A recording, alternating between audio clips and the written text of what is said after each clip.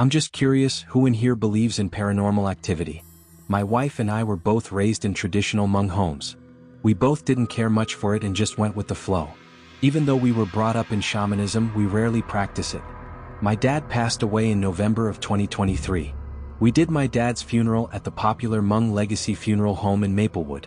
For those of you who is familiar with funeral homes in Minnesota, the Maplewood one is one of the oldest popular Hmong funeral home in Minnesota. It also happens that I live only a few blocks away from the funeral home, so I drive past it on a daily basis. So this past Tuesday night at around 9:30 p.m., my little family and I were coming back from grocery shopping. As I drove through the roundabout in front of the funeral home like I have 1,000 times, my 2-year-old son who was sitting in his car seat started tapping his finger at the window and said, "Papa," several times. I reacted without thinking much and turned to look at the funeral home. Right away, I noticed the parking lot was empty, but there was light by the entrance of the building. Behind the glass doors, I could see a dark figure in traditional Hmong clothing.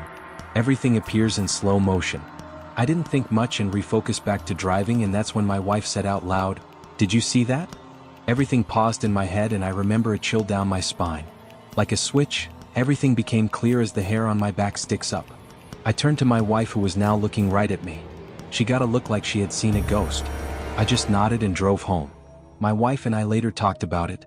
All the years we have drove past the funeral home, we had never seen lights at nights unless it was a funeral night or a prep night. The only time we have seen cleaners were during the day. And that night, my son said "Papa," which he calls his grandpa. I don't think he even knows which funeral home was his grandpa's funeral, and on top of that we have drive by there every day, and my son has not said a single thing until that evening.